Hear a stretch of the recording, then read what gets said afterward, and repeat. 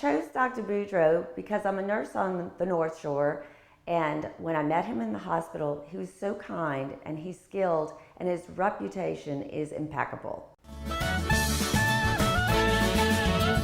Some of my concerns with breast augmentation were I had this procedure done 10 years ago and I was having it redone, and I was concerned about my age and how the procedure would go.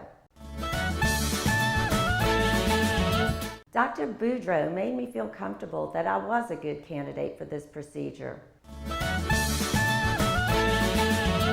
I would refer friends and family to Dr. Boudreaux, and I have, and I'm happy to say that they've been happy as well with their procedures. The advice I would give someone having breast augmentation is to have confidence in Dr. Boudreaux and the expertise of his staff, and to trust that they're going to help you find the look that's right for your body type and the goals that you want to accomplish. After my experience with the breast augmentation, I was able to come back and have other services like cool sculpting and many other procedures like Juvederm fillers, and I am so happy with it.